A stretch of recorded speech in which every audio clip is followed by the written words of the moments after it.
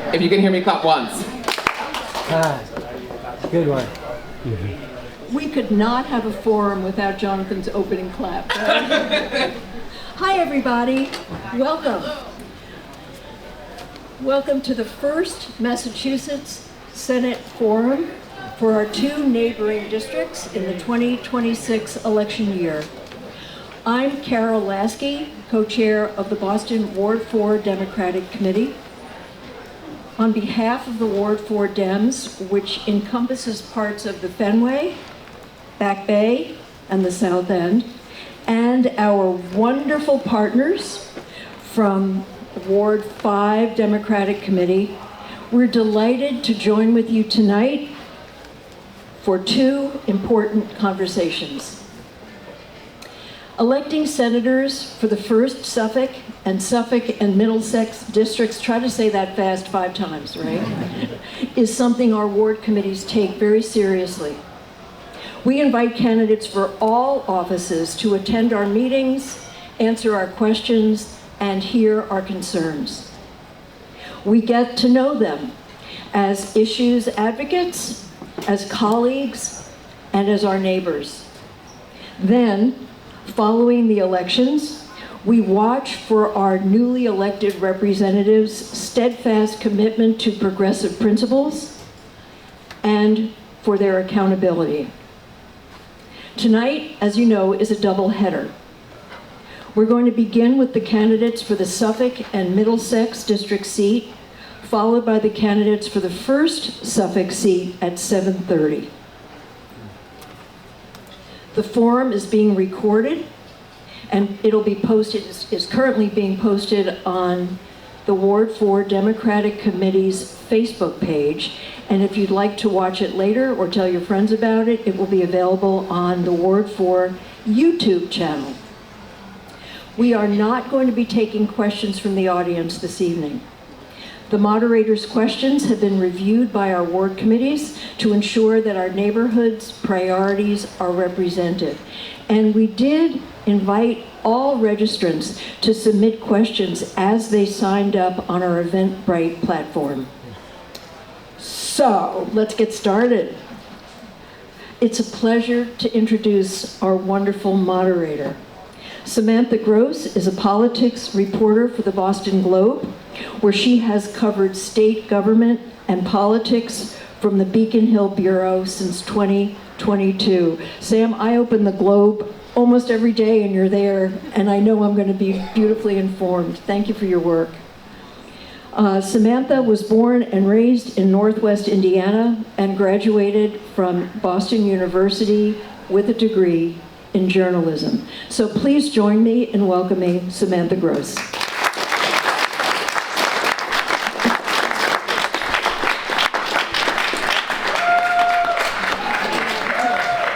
Thank you for the introduction, Carol.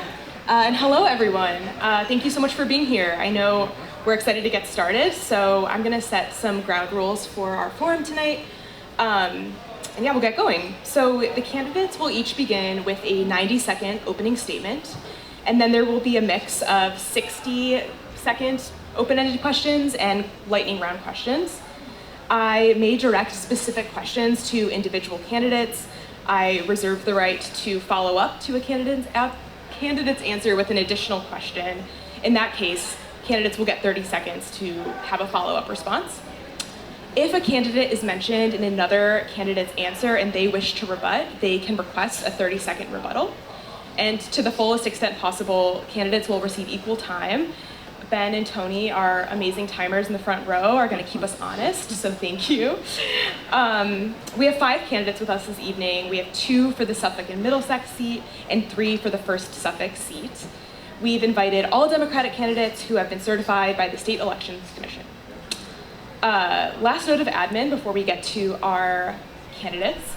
I wanted to ask if everyone could please hold their applause during the Q&A section. We have a lot of ground to cover. We're kind of on a tight schedule. So we want the candidates to respond to as many of your questions as possible in each of our 60-minute segments.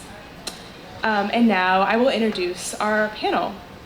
The candidates have provided their own introductions. So first we have Will Brownsberger, who's a current state senator and dedicated public servant.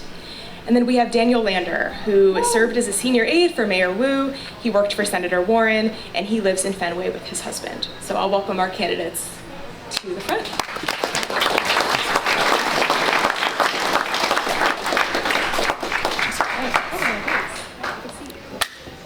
Can you just make this a recording? All right, well, thank you guys so much for being here. Like I mentioned before, each candidate will begin with a 90-second opening statement. So going from closest to me, Senator Brownsberger, take it away. Yep, here we go. Thank you so much. I want to start just by thanking Dan Lander, because without a candidate, without opposition, we would be having a whole lot of important conversations.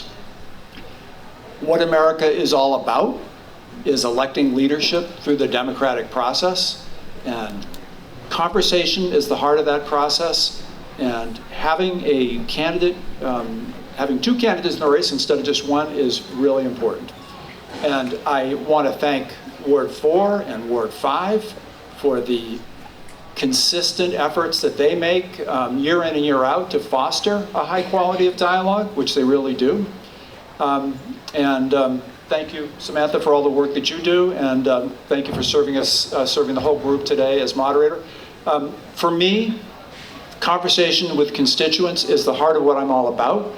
It's what I'm known for. It's about me listening to constituents in a whole lot of channels. It's about responding. It's about responding candidly, and it's about then going to the legislature and doing the work. And I feel I've got a great record of working hard and getting real results for my constituents. Thank you. All right, yeah, Daniel, take it away. Good evening, everyone. Thank you so much to the Ward 4 and Ward 5 Democrats for having me here. My name is Daniel Lander. I grew up around here, and I've spent my career fighting for progressive change.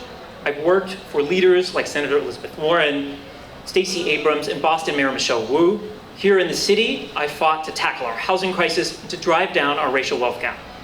I'm running for the state senate this year because we are facing an affordability crisis in Massachusetts that's made it impossible for working people to build a good life here. The cost of housing, healthcare, and childcare have skyrocketed over the last 15 years, and we've seen incredible attacks from Donald Trump on our communities, on our immigrants, on our universities, and on life science research.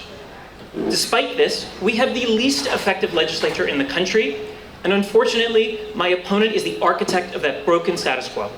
Tonight, the senator is going to tell you why things are complicated, why they are hard, and why we should just settle for the way things are.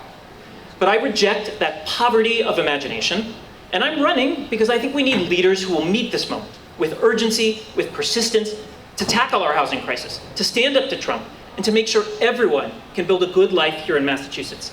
Thank you so much, and I look forward to earning your vote tonight. Thank you both, and for keeping it in the 90 seconds. That's impressive. We're off to a great start.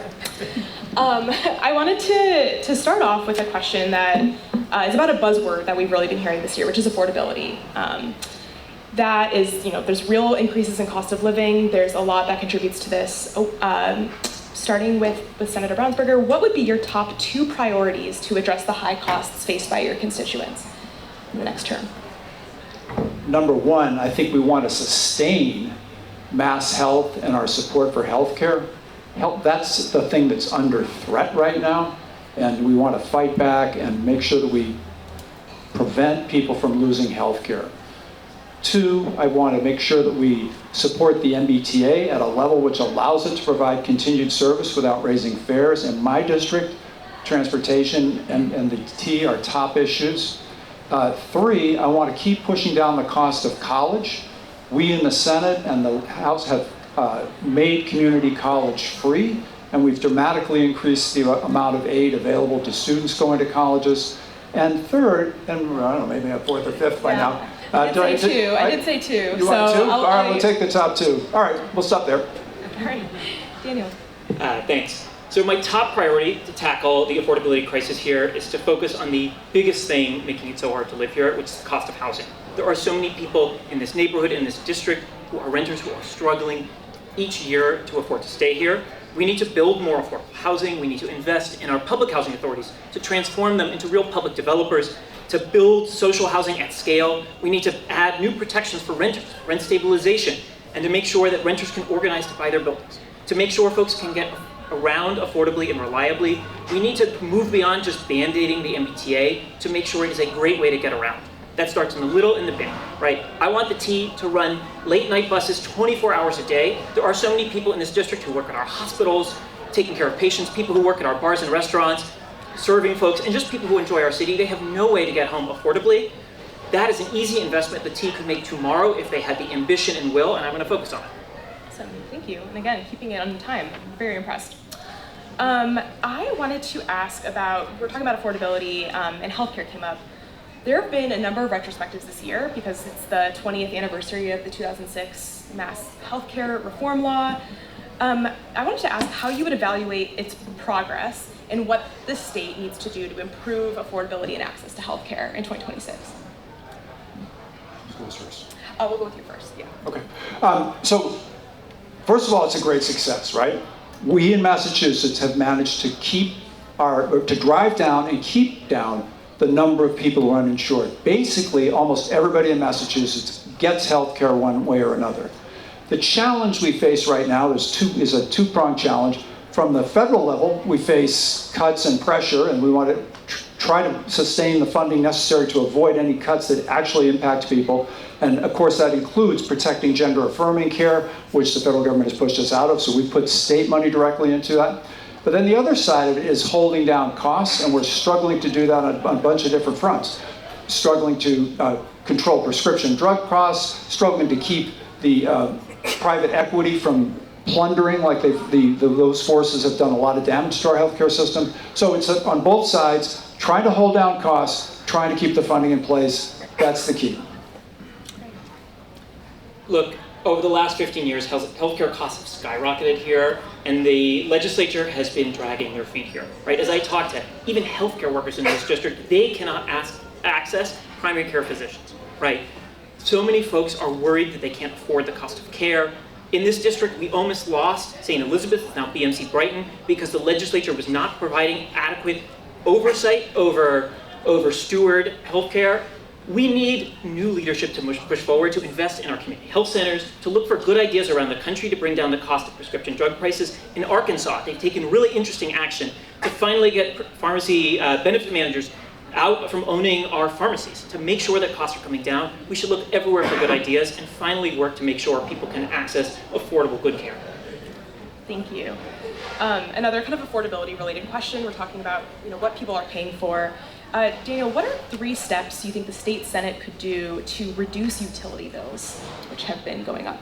Yeah, it's a great question. And I was just talking to someone this weekend in Watertown who was telling me that each month, while his usage is going down, his bill has been going up. And there are a few things we could do. One, right, is to make sure that none of us are paying Eversource and National Grid for the lobbying they do in the state Senate, right, and for the executive bonuses that their executives get every year. We also, right, could be working to fix an incentive program that has driven up incredible costs on our bill, that was well-intentioned to fix gas leaks, but has driven up costs and resulted in the highest utility costs in the nation. Senator, what are 3 steps you think the state Senate could take to reduce utility costs? One, we have to have an honest conversation about the cost of the environmental programs that we have. And there's 2 big parts of that. One is the solar incentives, 2 is Mass Save. I'm a fan of Mass Save, but I do think there are parts of what they do where the cost benefit is not there, particularly funding gas conversions for heat pumps. That's an area where I think we can make some cuts. I don't think that it's realistic to talk in any way about the cost of lobbying as if that's something more than 0.00001% of the picture. This is one of the hardest challenges because there are real choices we have to make between how far do we want to push on the environmental stuff and how far do we want to hold bills down. There are a host of measures that are incremental that the government that we're going to do in the bond bill, in the energy bill, that are about planning and better grid management and so forth. But those are all long-term things that have a light pressure. So the hard choices are not ones that we can avoid. A lot of this comes down to budget, right? And as in the state Senate, you spend a lot of time crafting a budget. Next year, the state's going to face a big budget shortfall because of federal cuts to Medicaid, SNAP, other programs, some of these environmental programs that we're talking about. How should the state respond to the budget shortfall as it comes next year? Daniel. Look, I think there's a number of things we should be doing to protect essential things that make this such a wonderful place to live. One, right, is to fight off the right-wing coalition that's trying to gut our taxes, right, to lower taxes, to raise revenue for wealthy folks in the state. That is step one. Also, right, we should be looking at sort of breaking away from Trump's regressive tax cuts from the big, beautiful bill. We should be keeping that money and investing it in our neighbors and making sure people have access to healthcare, to food benefits. And, right, we should be taking advantage urgently of things like the Fair Share Amendment, which this year brought in $1 billion more than was expected, right? We shouldn't wait years to finally put that to work in our communities. We should be investing that in schools, transportation, and public education to make sure everyone can build a good life here. So it's a budget process, right? And you have to think about it that way. You don't know what the magnitude of the shortfall is yet.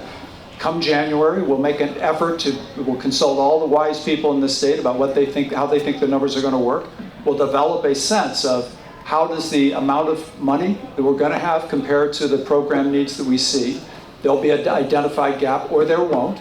We'll see how the economy goes, and then there'll be a menu, and we'll work through that menu, and we'll try to handle it in a balanced way, and that'll include all the tax measures that anybody ever discussed, including the GILTI, the offshore, including use of the reserve fund. Those will all be on the table, but we'll go through the process. We'll make the decision in a way that, one, is fair, and two, doesn't harm the economy.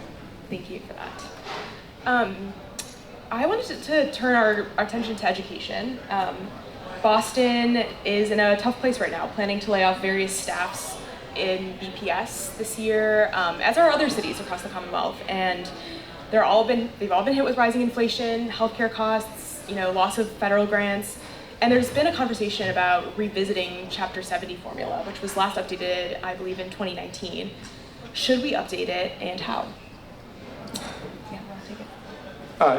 So we absolutely should update it, and it's a constant process. It's a cycle, basically. We did a 7-year plan. We've implemented it. We've stood by that. We've dramatically raised education aid by raising our concept of what it should cost in each community. That's called the foundation budget. So we should go through that process again. And then there's also a conversation about the share and the funding level, which we need to have. So we want to do that. The Senate has asked, has put that in our budget, that we restart that process and take the next steps. I don't know if you're going to get to this, but I do think that at some point we need to give municipalities the option to consider a adjustment in their tax rate at a great rate more than 2.5%, but only by a popular vote in the municipality. Thanks. Daniel. Look, this is a crisis. Here in Boston, right, there are more than 400 teaching jobs that are going to get cut because state aid to cities and towns has fallen over Senator Brownsberger's tenure in the last 15 years, right? We need urgent action to make sure communities across this district can invest in their schools. Right, in Watertown, there was a $2 million budget deficit because the special education circuit breaker has not been fixed despite years of reports to the legislature asking them to fix it. Right, we need more investment into our schools, into our educators, and to make sure every student gets a great opportunity. Here in Boston, I want to finally lead the effort to reform the Mass School Building Authority so that the dozens of BPS facilities that are from before World War II can finally get rebuilt so they are wonderful places for students to learn. They are great places for teachers to educate, and it's just a wonderful place to pull public school students in. Senator Brownsberger wants a 30-second rebuttal. It was said that during my tenure, education has fallen. That's flat out false. We've dramatically increased education aid. And we've also fully funded the circuit breaker every year for the past many years. The last time that we didn't do that is years ago. So we've fully supported education to the best of our abilities. Daniel Lander would like a 30-second Just to be clear, state aid has fallen to cities and towns since the Great Recession in your tenure in the state Senate. Okay. We're going to move on. Thank you, guys. To another education question. This is about the MCAS exam. In 2024, voters approved a ballot question that the MCAS exam should not be used as a graduation requirement. Governor Healy has a commission that's meant to kind of examine this and examine what a new graduation requirement should be. What would you like to see come out of that commission, Senator Brownsberger? Look, I think that's a commission where the voices of local schools and local teachers need to be very much included. And I also think it's a commission where we need to try to create strong standards so that there's some kind of uniformity across districts. I don't have a strong opinion what the content of those standards are. I'm looking forward to seeing what that process produces, but it's one that needs to include everybody. Daniel. Look, I'll tell you how I approach a question like this. My sister is a public school teacher up in Lowell at the high school. She teaches English language learners. So many of her students, right, just moved to this country and aren't ready for high-stake tests like MCAS. Unfortunately, I'm really concerned, right, that this new commission that Governor Healy's putting forward is going to just replace MCAS with another set of high-stakes testing that isn't going to actually measure results, isn't going to make sure that immigrant students, students with disabilities actually get access. And so I think we should be listening to educators, to policy experts in this space across this district to make sure we're listening to voters and finding a solution that really works for people. So what would you like to see come out of the commission? The question is, what would you ideally like to see come out of it? So I want to make sure that what comes out of it is not just a like for like, here's another high stakes test at the end of the year. I do think there is a place to make sure we are measuring student progress, right? But should that be something like 20% of the grade? Maybe, yeah. Thank you. I wanted to ask another kind of education question, but talking about early education and childcare, which is another really expensive cost for families in the Commonwealth. What is the most urgent action the state should take, the next year to make childcare more affordable for parents? Daniel, go ahead. Yeah, this is such a crisis. We have nation-leading childcare costs. I have talked to parents in Alston, right, who are paying $30,000 a year to keep one kid in care, and because of that, they can't afford another child, right? We should be looking at good models around the country, places like New Mexico, which is a much poorer state than Massachusetts, that has decided that families are important to them. And so they are going to go big on universal childcare. They're going to fund vouchers so that every family can afford to get care, and that wealthy folks are paying 7% of their income on it. We can do that by supporting family-based childcare, making sure we're investing in our early educator workforce so they get fair and good wages and they stay in it. There are good models out there. We just have to go and look after them. Thank you. Well. Yeah, no, I'm with all of that, and that's actually what we're doing. I mean, we funded the amount of money that we've plowed into early education, thanks to the Fair Share Amendment. It's gone up and up and up because it is, as my friend here said, a real crisis. This is the cost of childcare. It are like the cost of college, and family childcare, unit childcare, all of the different models. We are funding them as institutions, and we're also giving parents the support they need to try to hold the costs down. That's a top priority for us. Yeah. It's a money issue. Thank you. And we'll do a 30-second rebuttal for Daniel. Yeah, so I'm glad to hear that the senator agrees with me, and I urge him to take faster action on this. Right? Unfortunately, this year in the Senate budget, right, the fight was how do we keep thousands of family child care centers open, because the voucher cap, right, for families has been held down for so long that many of family providers don't have enough students in their homes and are worried about closing their centers. Thank you. I just want to make sure, can everyone hear in the back? Do we need it? Okay, a little bit. Can we hold the microphones a little bit closer? Yeah, I just was kind of catching that. Thank you. I have a question. The one question that we got submitted, or that I have submitted from the audience through Eventbrite, is about transportation. At the start of the pandemic, the MBTA took out of service the Route 55 bus in this district, which connected the West Fence to Copley Square, with Copley Square and Downtown Crossing. The T has not restored full service to this route. What are each of you committed, how are you committed, I guess, to get full bus service to the West Fence restored prior to the primary? Senator, please. That's not going to happen prior to the primary. That's a long-term challenge. Look, I fully believe that my role as a state senator is to support the MBTA with the highest possible level of funding so they can provide the most service they can.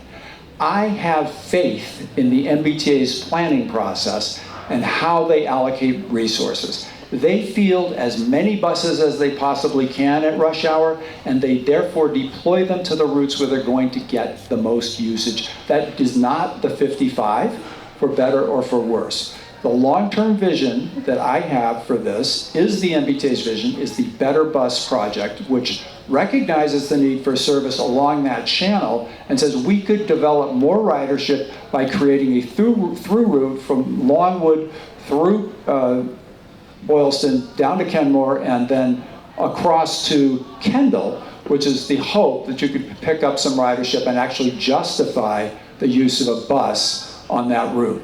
Number one, put the money in place. Number two, support the people doing the work. Thank you. Daniel, what about the Route 55? Look, I used to live right next to the start of the Route 55 on Peterborough Street, but because I worked and the hours have been cut back, right, comes at 10 a.m., I could never rely on it as a way to get around. You cannot start from a position where, we just need ridership to make sure that we run buses. We have to start from a place of ambition to finally deliver service. There are so many of my neighbors in this district who rely on that because they are low income, because they are seniors, folks with disabilities who can't get access to our city without it. And there are routes across the region like this that have been cut back with a mindset that says we can't do more, right? I'm going to provide leadership like I did when I helped bring 3 fare-free buses here in Boston alongside Mayor Wu. Just today, the MBTA, with the city's leadership, they said they're going to extend that pilot and they're going to work with the city to continue to fund that. That's the kind of leadership we need in the state Senate. Someone who's going to say, how do I partner with people in community to deliver public service that really meets their needs and make sure everyone can get around our city affordably and reliably? Thank you both. While we're talking about Boston, many of your constituents will also be constituents of the city. How do you see your relationship with the mayor? And do you see Beacon Hill as a partner to City Hall or a check on City Hall? Will, go ahead. I think the relationship between the Beacon Hill and any municipality should be both, as a partner and a check. We are one Commonwealth. There are 351 cities and towns. It's entirely appropriate that there should be statewide rules on things like taxes, transportation. I have constituents that have actually said, could we put up a toll gate around Belmont so that people wouldn't come through? No, there are a whole host of things where state structure is essential. At the same time, my intended relationship with every municipal leader in my district is one of collaboration and trying to work together to meet the needs of our constituents. And the relationship with Mayor Wu? Right now, it's a little bit strained, as I understand, but that's not from me. Thanks. And Daniel? Look, I've worked for the city of Boston trying to solve urgent problems facing our residents. How do we tackle the housing crisis? How do we drive down our racial wealth gap by investing in Black and brown small businesses? How do we expand access to arts and culture? On so many of those issues, we've asked for state support. We've set up home rules for things like a transfer fee to invest in affordable housing. And the answer from my opponent is no, right? Those things do not get a vote. We need much more collaboration in the state Senate with cities all across the district. Watertown is asking for help with property tax shift right now. Belmont has asked for things like to expand voting to folks who are 16. We should be working collaboratively with municipalities across this Commonwealth to make sure they have the resources they need. And when they want to try ideas, they can go forward and be laboratories for democracy and for good policy ideas that we can take all across Massachusetts. A little bit of rebuttal there? Sure, 30 seconds. I am endorsed by all 9 Watertown city councilors. I am endorsed by all 3 sitting Belmont members of the Belmont Select Board. I am endorsed by all the Cambridge city councilors who live in my district. Message about level of collaboration. Thank you for that. Daniel mentioned the home rule petitions, and since we're in Boston, I wanted to do like a yes or no on some specific Boston home rule petitions. So we'll go back and forth. So first Will answer, and then Daniel will answer first. So this is just a yes or no question without elaboration.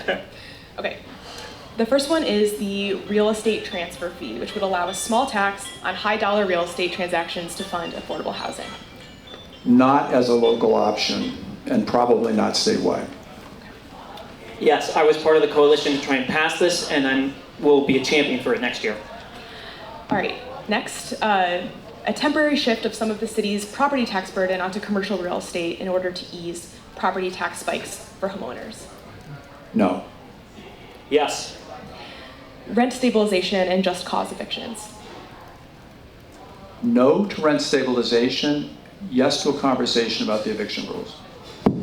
Yes to both. We need to do so much more to protect renters. School committee reform.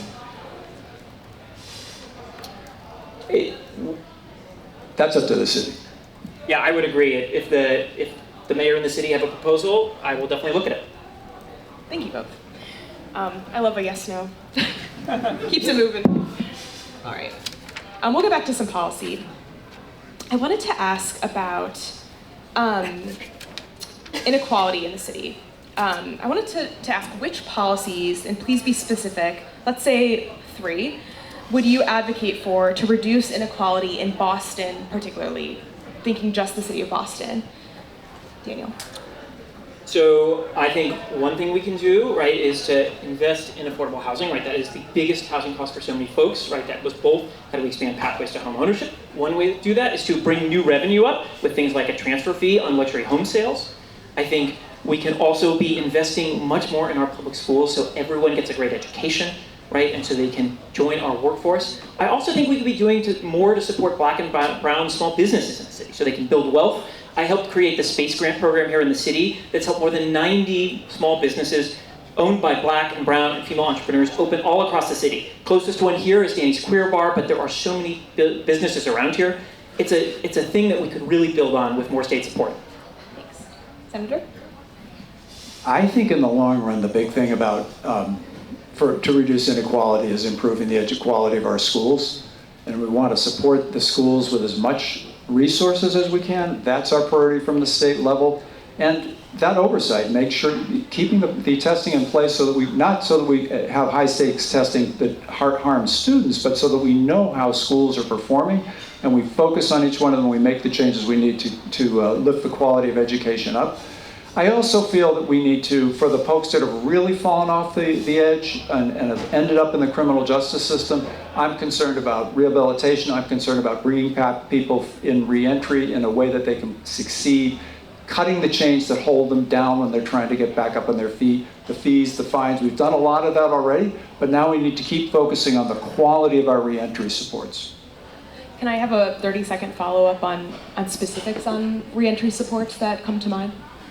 Yeah, I mean, it's number one, it's housing, getting people connected with housing. It's making sure they have a driver's license. It's connecting with a job. And the key thing is that there has to be the in-reach so that this is one of the things we're working on with this statewide commission on correctional collaboration. We need the reentry process to work with people in prison so that they know what they're going to do when they come out. It can't be like, okay, here's a center that you go to when you come out of prison. Sure, thank you.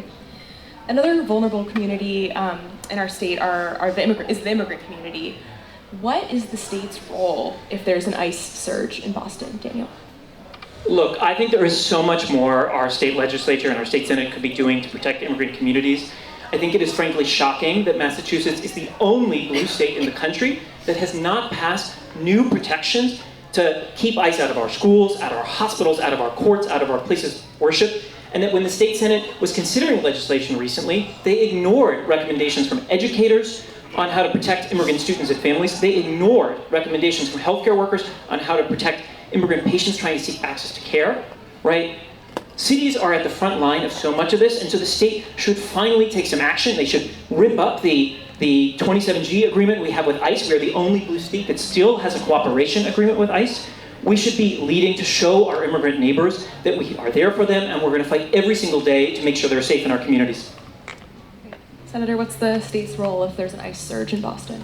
So the most important thing, and this is what we did already a year ago, is to make sure that when somebody is snatched by ICE, their family can get them a lawyer, or they can get a lawyer directly, so that they can connect with their family and so that they can get the benefit of the rights that they do have as opposed to being hustled out of the country. We put in place funding to provide lawyers for people snatched by ICE. That's been in place for a year. Now, this House and the Senate have both passed strong bills, which, by the way, are been widely praised by people in the immigration community, and they do 3 main things. Number one, they say, look, you do your job, we do ours. Our police do not do ICE's job, and we don't do ICE's job with the 287G agreement that we have. That's just for people at the end of their sentence being sent back, and basically every state does that, with or without a 287G. We do our job, they do theirs. And two more things, but I'll leave those for another window. While we're talking about the work of the state Senate, I have kind of a multi-part question for you both. First, I wanted to ask you both to give a grade for the state Senate on how transparent it is. You know, A, B, C, D, F. Happy to start. Please. I would give it an F, right? Unfortunately, we have the least transparent legislature in the country, right? It is one of the only legislatures that is not subject to the public records law. And I'll tell you why I think this is so important, right? I think one of the biggest reasons that Donald Trump was elected twice is that there is a profound lack of trust in government in this country, right? And I think here in Massachusetts, it is so important for our leaders to do everything they can to make sure people believe that their elected leaders are fighting for them, that they are working to solve their problems urgently. And I don't understand why the state Senate is unwilling to subject themselves to the public records law, why they have been fighting the voter-approved audit of the legislature. It makes no sense to me. When I'm in the state Senate, I am going to work every single day to make sure all of you have trust in the body, you have trust that we are showing up to do good work for you, and that we are really rebuilding that relationship. Great. And Senator? 100%. I mean, the answer, what's the grade? I don't know. Somewhere in the middle. But can I get a B, you C? want to be B minus. B minus. I mean, we're okay, but we're not great. Look, if the question is transparency, the answer has to be yes, right? There's nothing that we should be saying no to. I support applying a public records law framework to the legislature. I am fine with that. All of our votes are public, all of our amendments are public, all of it is already public, all of our money is public, that's good, but I do think that people should be able to ask additional questions through a public records process, so I support that. And by the way, you're looking at someone who earned himself a windowless office on the 5th floor of the State House, barricaded by construction debris, fighting for transparency as a new legislator. And the result of that is that see-through system that gives you the ability to see how every last penny was spent. Yes, see-through is an important tool. Yes, we got 30 seconds here, Daniel. Yeah, of course. So just to be clear, in the most recent Senate budget debate, we all learned on a hot mic that all the amendments that were going before the floor were for show, that the actual negotiations had happened behind closed doors, and so folks did not know why certain things didn't get a vote or died, in the dark. And I would ask Senator Brownsberger, if he's interested in subjecting the legislature to the public records law, why don't you introduce a bill tomorrow, right, to push that, add it as an amendment, right, bring it forward, let's do this. No, it's about look, there's a bill out there, the House has passed it, it's before the Senate, we're considering it. And that's that, thank you. Kind of in the spirit of transparency, there's a record number of ballot questions on the ballot this year. Would you say that this is a sign of a healthy democracy? Does it signal something else? What do you make of the fact that there's so many on the ballot? Senator, please. I think that there's plenty, people have discovered that you can put things on the ballot, and I think it has its value because it pushes us to focus on things that maybe we could focus on better. But it's also a workaround that has negative consequences. You get bills out there that are just half-baked and somebody can get the signatures and that's what's before the people. I do believe that it's better when the legislature can work and solve these problems directly. Thank you. And Daniel? Look, the reason there is a record number of ballot questions before voters this year is because we have the least effective legislature in the country, and my opponent and other folks in Senate leadership are defending that broken status quo. Right, there are things before us, like same-day voter registration, not a controversial thing, expending the right to vote for more folks at a time when Donald Trump is attacking it, right? I don't understand why the legislature isn't working with much more urgency to pass some of the things, to get them off the ballot, and to make sure that we're proving to people that things can get done on Beacon Hill and they don't have to just go to the ballot. Thank you both. I have another one of my favorite yes-no. So we're gonna go through the ballot questions, and I would like a yes-no from each of you. Number one, enact rent control statewide, or yes on the compromise, which ballot question leaders proposed, which is that if the State House passes a bill repealing the statewide ban on rent control, the campaign will drop its measure. So either yes, no on the rent control, or yes, no on the compromise. Well, I'm a no and a no. Okay. I'm a yes and a yes. I supported and I helped develop the compromise when we sent it up to Beacon Hill a couple years ago. They should have passed it then, and I am going to fight to protect renters. Great. Income tax cut from 5% to 4% over a 3-year period. No, that's a disaster. No. Overhaul the state tax collection cap, a law known as 62F. No, I don't support that. I don't support it either. Recriminalize recreational marijuana. Strongly opposed. I'm opposed as well. Okay. Subject the governor's office and the legislature to the public records law. I think we have to do that in some form. I strongly support it. I've collected some signatures for it, and I hope the state senate will act on it much faster. Replace the state's partisan primary elections with an all-party primary system. I think I'm against that. I'm pretty concerned about it. We saw the sort of chaos in California, so I'm not sure it's the way to bring more democracy. Election day voter registration. I'm okay with that. I strongly support it. We should make it easier for people to vote. Allowing public defenders to unionize. I'm okay with that. I'm a yes. People should be allowed to organize and form a union. About banning cities and towns from requiring minimum lot sizes greater than 5,000 square feet for single-family homes. I support that. I support it. Great, thank you. So I'm going to give 90 seconds for the next question. This is kind of a fun one. We have the World Cup and the Boston 250th, and there's a lot of people coming to the city. Boston's going to see millions of visitors this summer. I would like for you to give a recommendation of what you would tell a visitor to have a perfect day in your district. And what is the late night spot you would take them to now that bars will likely be able to stay open until 3 a.m. through July? Senator, take it away. Look, I would tell people, can I ask you a question? This is Pride Month, right? As we look out across the country, are we proud that we live in Massachusetts? Are we proud that we have a state which is a temple of human rights, which is a place where you can be who you want to be, a place where you can love who you want to love, a place where you can marry who you want to marry, a place where you can get the health care you need in privacy. It's a place where, by the way, we have the strongest police accountability laws in the country. It's a place where we have the lowest incarceration rates. So welcome to Massachusetts. This is a temple of freedom.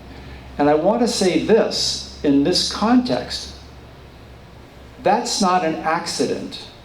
None of that happened by itself. I have been a part of making this state the state we want to welcome people into, and have been a part of every single one of those measures and an essential part of many of them. And I will continue to fight to protect all of my constituents, to protect their rights, and to make sure that everybody feels welcome and safe in Massachusetts. And I don't go to bars after midnight. I told my girls, nothing good happens after midnight.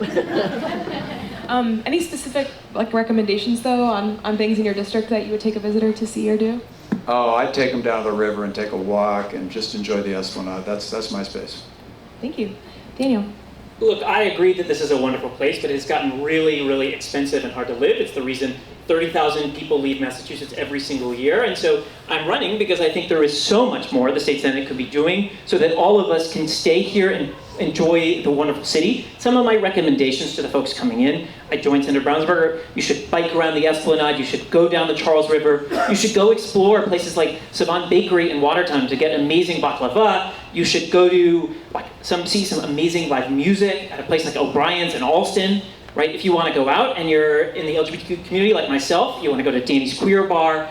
If you just want to drink at somewhere wonderful, bring some cash, but go to the Model. All right, thank you. Those are good suggestions. Everyone should be writing those down.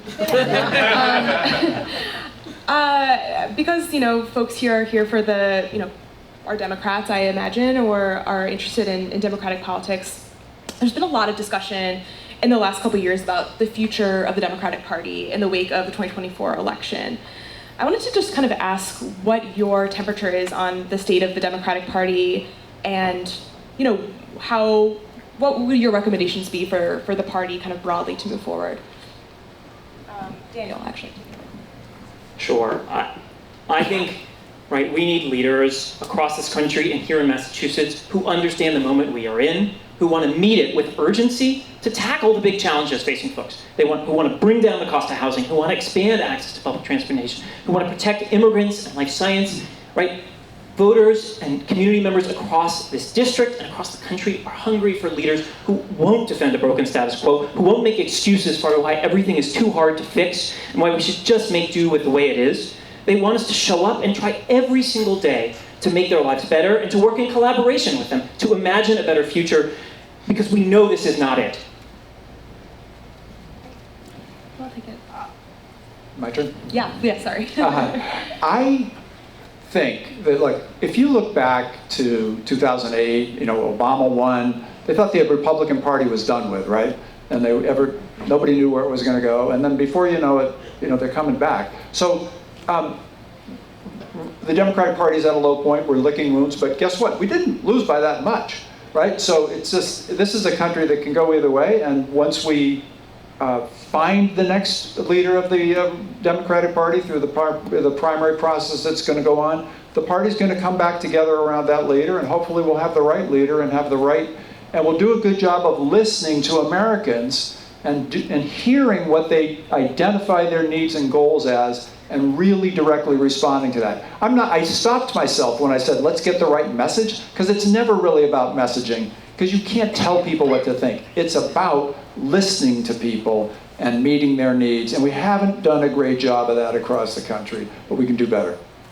Here in Massachusetts, the Democratic Party and the Republican Party want to raise campaign finance contribution limits because they say, it's hard to run if you aren't independently wealthy, or it's hard to, throw your name in the hat, I guess, if you're not able to raise a lot of money. What do you make of the party's pitch to raise campaign finance contributions from, the max now to something higher?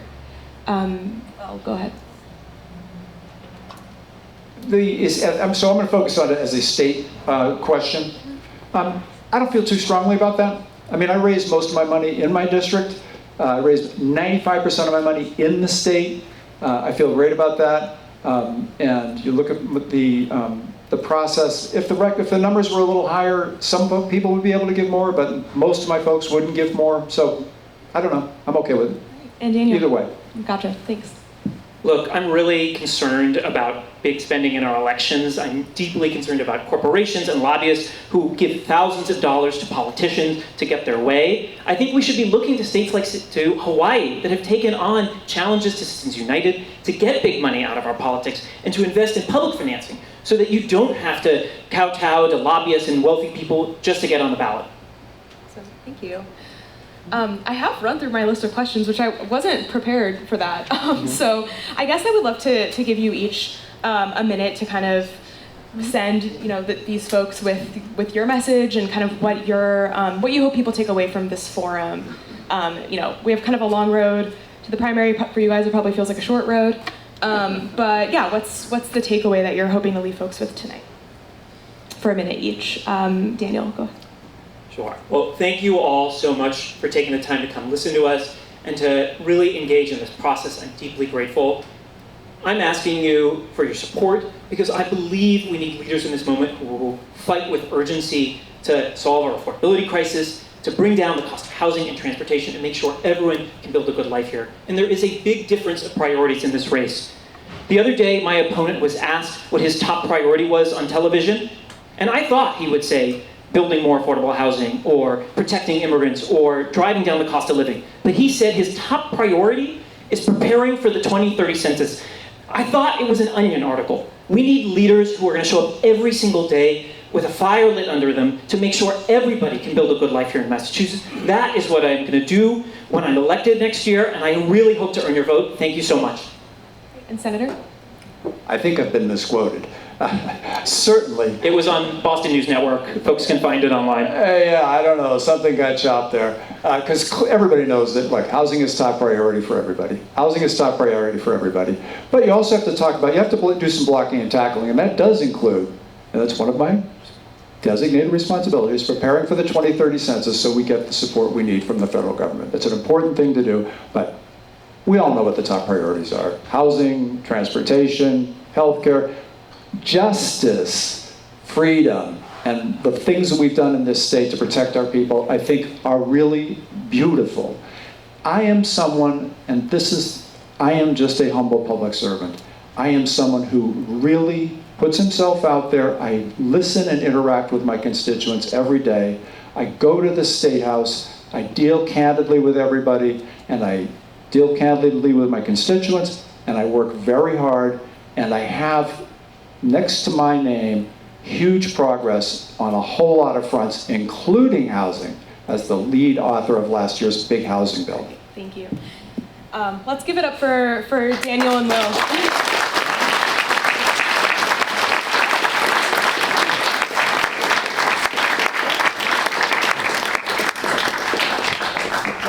Very much.